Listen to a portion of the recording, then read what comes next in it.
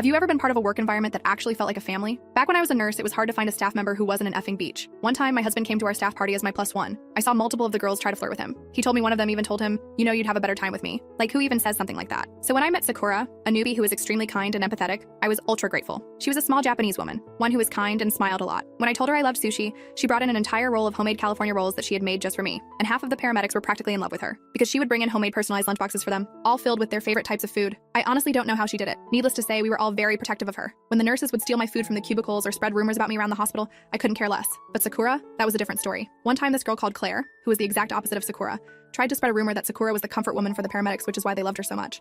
This rumor was particularly evil. You see, the comfort women were Japanese women who were kidnapped during World War II and abused by dozens of soldiers a day for pleasure. So when she came to me crying with what she had heard Claire said, I bit back. I didn't want any patients to get harmed during our feud, so I waited until our staff training day at a separate location. In the morning, when everyone had dropped their lunches off at their cubicles, I went on a bathroom break.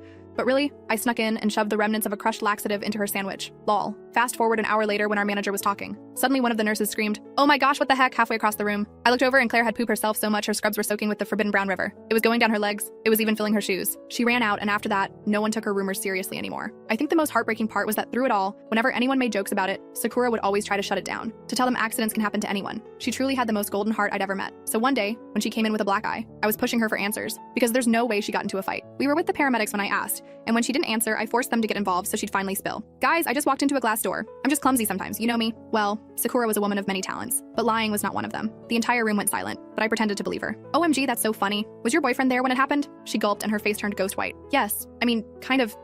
Not really," she stammered, before immediately changing topic. But me and the paramedics weren't buying it. We glanced at each other and I knew they wanted to do something about this just as much as I did. One of the guys managed to swiftly switch the topic to the 4th of July, and Sakura chimed in, "Oh, that's something I've never really celebrated. Let's have a barbecue at your house." James immediately interrupted her. He was taking advantage of her because he knew she was too nice to say no, but it was for her own good. So fast forward to the day, we all hopped in the car with liquor and beer bottles in our hands, out for blood. As they all forced their way into Sakura's home, I couldn't help but smile. All the paramedics are 6 foot or above, and all of them are very muscular, so the look on her boyfriend's face was priceless. It was like an insect looking at the bottom of a shoe, knowing death is imminent. One of them, Luke, grabbed his shoulder and playfully shook him. "Hey, hope you don't mind us being here, buddy." I could see the panic in his face, but when he turned to lock eyes with Sakura, that panic turned to anger. She shook her head, as if to say no, I didn't tell them, and he breathed a sigh of relief. I wanted to clock him right then and there, but I knew we had to play the long game. As the day went on, I noticed James was handing bottle after bottle to her boyfriend. Meanwhile, all the paramedics were drinking 0% beer. So after just a few hours, he was drunk, like stumbling everywhere, sounding like an R-word drunk. That's when he let the mask slip. Sakura got in his way by accident, and he shoved her over the coffee table before sitting back down on the sofa. That's when I heard it, her boyfriend pleading with Luke to stop hitting him. It was actually a little satisfying TBH. Eventually, her boyfriend promised to never do it again, so he stopped, and they broke up and he moved out the next day. That day, Sakura came to work with a huge smile on her face. I really thought it was over, but at lunchtime I got a call. It was her ex-boyfriend. He was blackmailing me, so I had no choice but to make Sakura get back together with him. The rest of the full story is on my channel and linked below.